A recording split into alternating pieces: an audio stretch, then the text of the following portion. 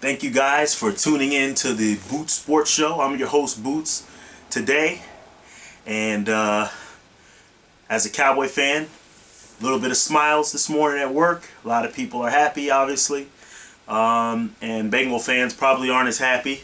But we'll talk a little bit about this game and the mental state of the Cowboys and what the hopes in the future look like. They might look like, as far as, we won't say playoffs, but, we want to look into the future. We still got to win one game at a time. The Cowboys improved their record to 7-6, and that in doing that, the Bengals' record drops to 7-6.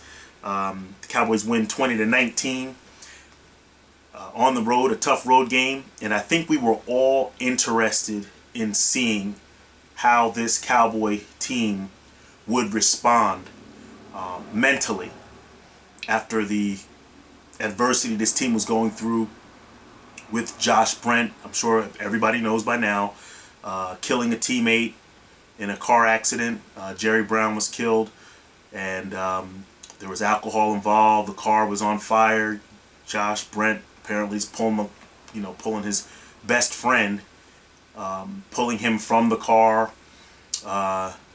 And the team was informed of that, right before the flight heading to Cincinnati. So it was probably a long flight and a lot of emotions.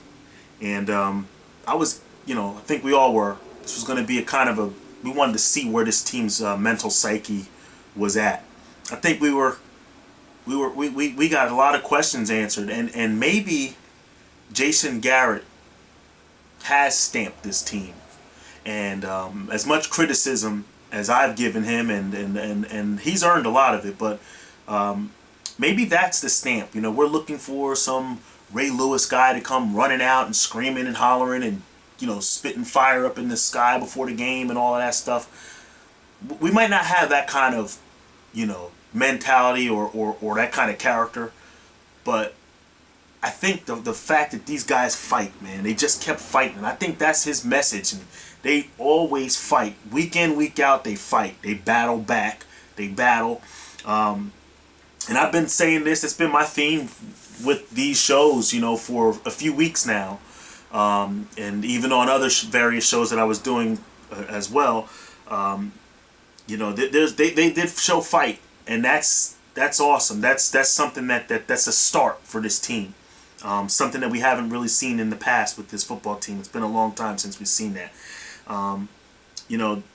They had to fight the adverse conditions, first of all, on the road. Obviously, the emotions. And they did a good job doing that. Early on, you saw Josh Brent's presence. His presence was definitely missed in the center of the defense. And they ran Ben Jarvis, Green Ellis. The Cincinnati Bengals were able to have success running and getting some long runs early on in that game. And Rob Calloway tried to do the best he could. He was the reserve that was brought up from the practice squad in the absence of Josh Brent, who was since been released from prison. Someone posted a $500,000 bail or whatever it was. But early on, like I said, you saw the defense suffering because of the lack of the ability that Josh Brent brought to this team. We really weren't showing any way that we were going to stop Ben Jarvis, Green Ellis, running the football. We weren't really going to stop him. And the only thing that really stopped him, in my opinion, was Jay Gruden, the offensive coordinator for the Cincinnati Bengals. He stopped running the football, and they started throwing the ball.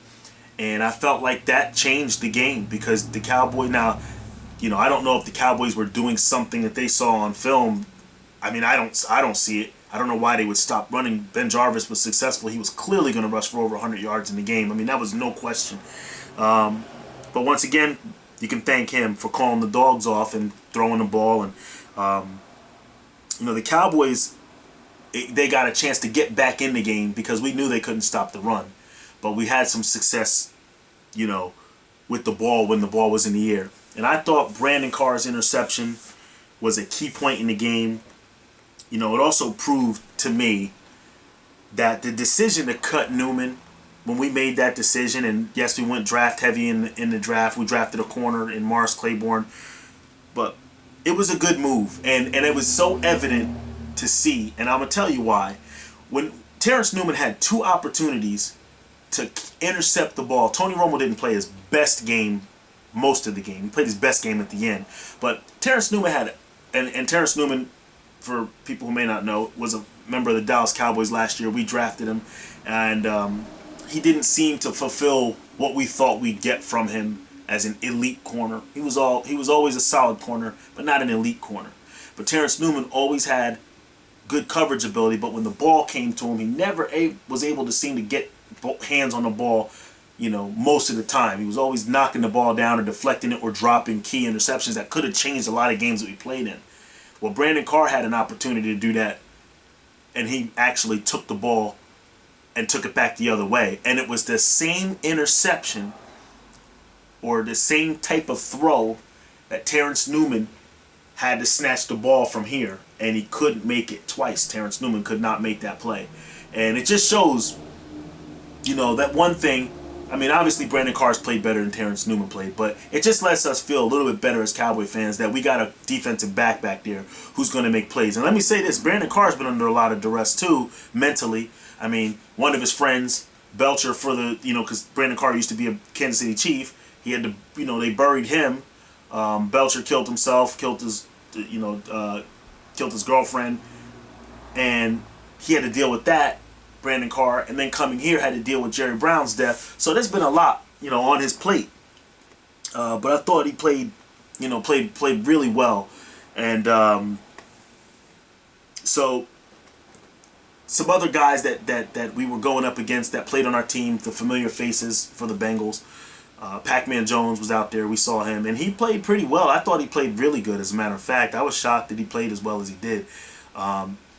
He played well tackling Dez Bryant after the catch, and that's where I think the Cowboys thought that they could throw Dez Bryant the ball and he'd be able to break Pac-Man Jones' tackles, and Pac-Man did a superb job playing Dez Bryant, and you can even see the frustration on Dez's face. And he was yelling. He had a couple tirades I saw on the sidelines and running towards the sidelines where you could tell he either wanted the ball or he was frustrated with whatever the case may have been. But so Pac-Man played pretty well for the Bengals. And,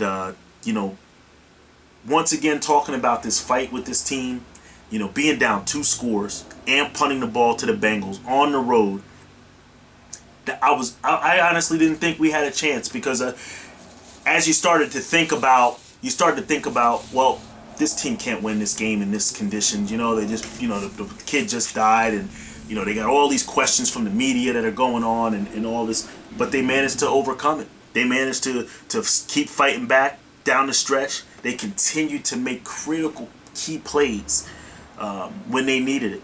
And like I said, the Bengals had a big hand in this, by the way.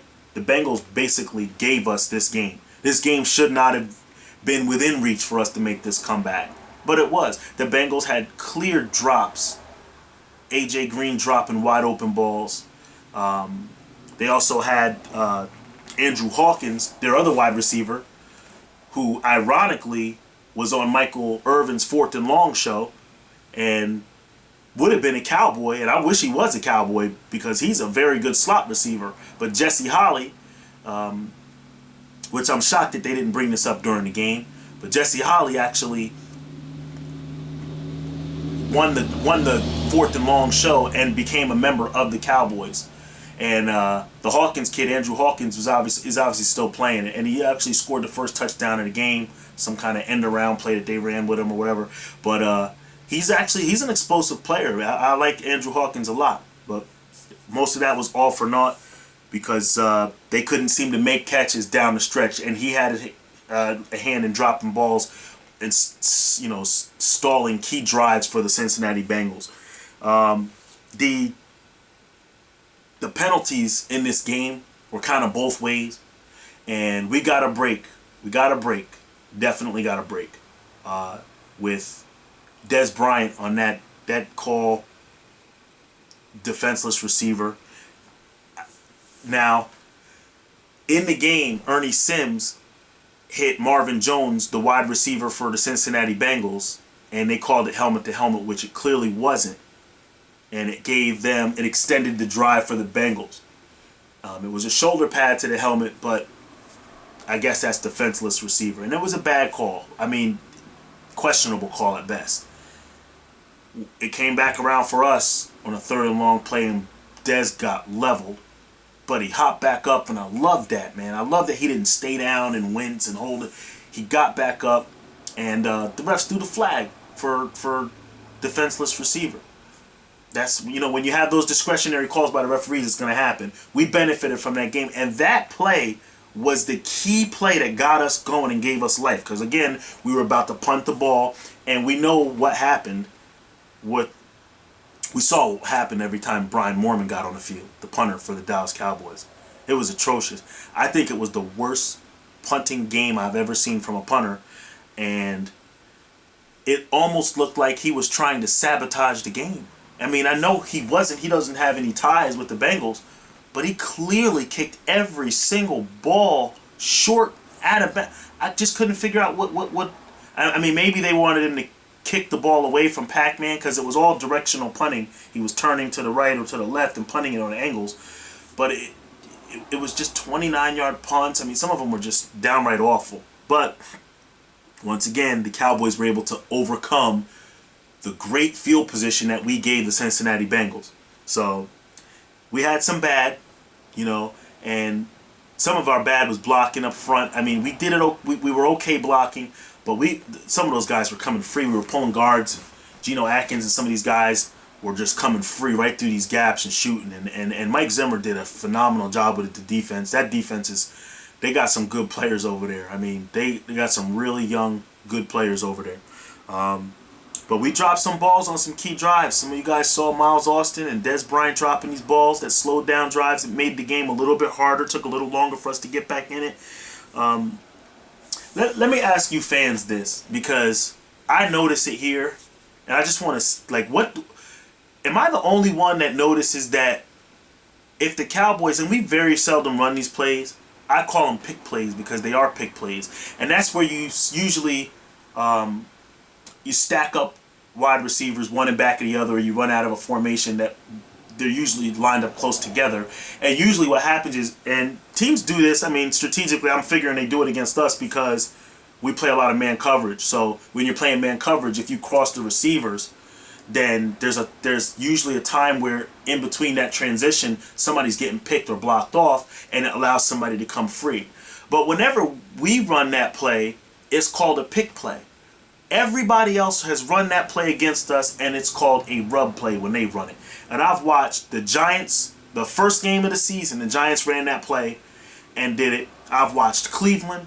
I've watched every single team that we play against run that. And that must be the strategy to beating man coverage, is run pick plays and just hope it doesn't get called.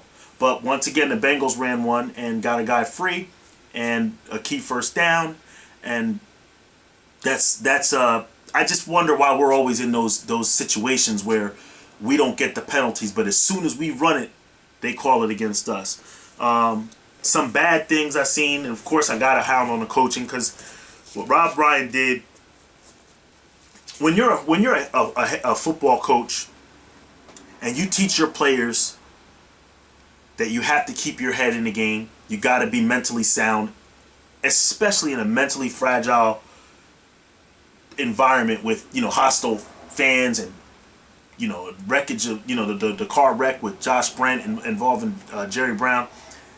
You're teaching your team, you're instilling in your team, embedding it in your team that you must remain mentally strong no matter what. How does Rob Ryan lose his cool on the sideline where he's out there on the hash arguing with Andre Smith? And listen, Andre Smith grabbed Marcus Spears on that play and held him, and it wasn't called. But how do you get a penalty that gives them an automatic first down and lose your cool as a head coach? And if you do that, how do you explain to your team when they do it that they lost their cool? Like, you can't believe in that formula if you're a victim of it.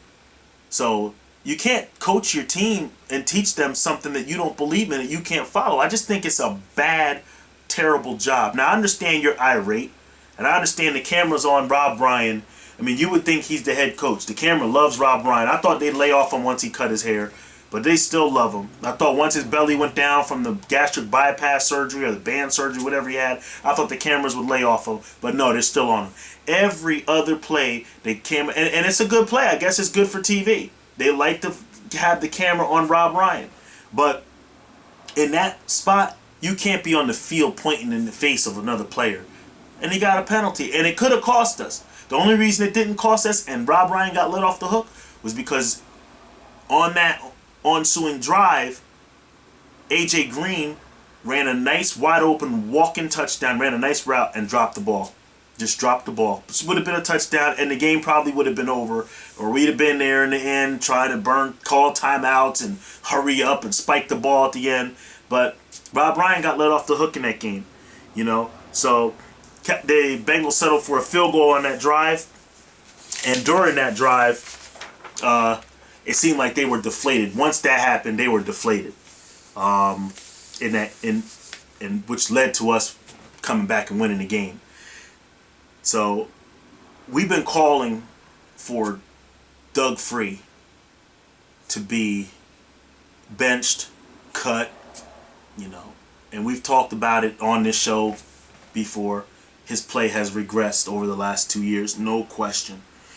Doug Free never embraced the wide receiver position. I'm sorry, the right tackle position. He never embraced playing right tackle. When they drafted Tyron Smith and they told Doug Free eventually he was going to move to right tackle, his comments afterwards were, you know, most guys, when you ask them how is it any different playing right and left, most people that would embrace the position would say, no, it's not that much different. You know, he said, you know, it's not like riding a bike.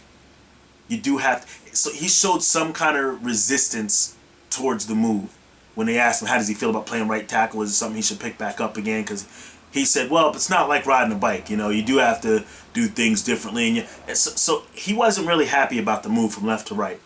Regardless of that, his play has been pathetic. It's been poor. And we all said, you know, I seen Jeremy Parnell last 2 years enough to know that he's not going to play worse than Doug Free. Now, I'm not saying he's going to play better than Doug Free, but he's not going to play worse. So I would rather have a guy in there who's going to play with his heart, who hasn't earned his money, who's going to at least try to earn his money, than a guy who's already been paid.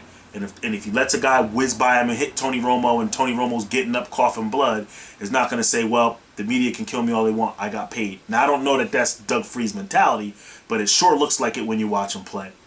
And it was nice to see the fans, because I will say this about the Cowboy fans. Most Cowboy fans, especially the ones I associate myself with, they got a firm grasp on this team, a pretty good grasp on the team. The fans always are calling it first before the coaches finally do it. They've been calling for Jeremy Parnell to get into this game. Now, I'm not saying you got to cut Doug Free and all that, but I'm just saying you got to integrate him. The Cowboys did integrate Jeremy Parnell, and he played pretty well. And it was a kind of a rotational series type thing, or you know, where they did it, and it looks like they're going to try to see what they got in this kid, and rightfully so. Jeremy Parnell is a tremendous athlete, and he is a specimen. You know, when you see him out there, you think he's Tyron Smith, because he's a specimen. Get him the reps. And I got to give, you know, like I said, I got to give kudos to the fans for that, because we sat here and we claimed that we wanted to see it, and it finally did happen. And, you know, last couple things before I end the show, just talk about some other things that I did notice. You know, Vickers is playing like the guy we thought we were going to get when we signed him in free agency. And I remember he took a lot of heat from myself, from other fans included. He wasn't playing well. He was missing blocks. And he's made some tremendous kick-out blocks that allowed us to spring big, crucial runs, 4th and 1s, in inches, 3rd and 1s, things like that. He's done a good job. I mean, maybe he had to get familiar with the system and the pace of the NFC East or whatever it is, but he's done a pretty good job. One thing that you will notice even though DeMarco, I'm going to say DeMarco was only about 65, 70%. His presence was felt in this game against the Cincinnati Bengals. We were able to run the football, and once again, we didn't have to rely on Tony Romo to throw 60 passes a game. When you have a running back that can stand back there and block for Tony, and on the occasion that I saw, he blocked well, picked up blitzes. I mean, he stonewalled, I believe it was Pac-Man Jones on a corner blitz. He stood right there, didn't give up an inch. You know, those are the types of plays that, you know, and running the ball. I mean, he made some picked up key first downs. That last drive kept the ball going. You know, when you have a guy like that, it takes so much pressure off the quarterback. So much. So, DeMarco, you know, you see what you get. Hopefully he can get healthy. I don't know if he'll ever be healthy this year, but hopefully he can get healthy. And I mean, he's going to be a force. He really is. He just got to, you know, he's got to stay healthy. He's asking a lot because of his career has been kind of, you know, muddled with injuries, but we'll see. We'll see. He's definitely an important player for the Dallas Cowboys offense, and most important, Tony Romo, who the last member of the Cowboys that I'll talk about today. I'm the biggest Romo fan. Most people know that. Anybody who knows me personally knows that. And I'm on an island pretty much by myself when it comes to Romo. And I'm still on it. I'm still waving that flag. And if you don't see it and notice it, you're never going to see it. You'll never see it with anybody. Because Romo, when he, the plays that he makes with his feet, the decisions that he makes down the stretch, look at his numbers down the stretch. I know he started out pretty tough. He's showing you why. He's showing you why he can win. Why he should be mentioned as an elite quarterback. And I think he is. I definitely think he is. You're not going to tell me that Drew Brees is so much better than Tony Romo because they won that one Super Bowl, that he's so much better than Tony Romo. I watched Drew Brees go out there and play the same Giants team that Romo played against last night. I've watched Brees during the season. You're not going to tell me that. You're not going to tell me that Phillip Rivers is so much a better quarterback than Tony Romo. You know, you can tell me that Eli Manning's better. He's got 2 rings. You can tell me 2 MVPs of the Super Bowl. You can tell me he's better. You can tell me Aaron Rodgers is better. All right, but you're going to have to chill out with all these other guys that I'm hearing that are so much better than Tony Romo. You know, I know there's a few guys out there, there's about 4 or 5 guys that are hands down. I wouldn't even say hands down in all 5 of them, but they're better than Romo. But Romo's right there. He's right there with him, and he can do some of the things and most of the things that any of these other guys can do. So, like I always say, we go where Romo goes. And lastly, we talked about, you know, this team's fight, lacking an identity. I've talked about that for years. Maybe this team has finally showed what their identity is. Maybe it's the fight. Now, we're going to find out more as this season goes on. These last few games will give us more of an idea. But it looks like fight. The fight is going to be our mantra. That's going to be, you know, our staple. And I hope it is, because if this team can continue to fight, and they got tons of injuries, tons of them, and I can make excuses because I'm not a player or a coach. I'm a fan, so I can make all the excuses I want. They've lost their most impactful defensive players. They've had some terrible injuries on defense. They got guys off the street, guys off the couch, guys that no other opposing team wanted, and they're plugging them in there. They're playing these guys that have been played all year, guys that have been cut. I mean, but they're getting plays out of them. They're making plays. So, if this team's going to continue to fight, I'm going to continue to believe, and our playoff hopes will continue to be not a foregone conclusion as far as where we can be at the end of the year.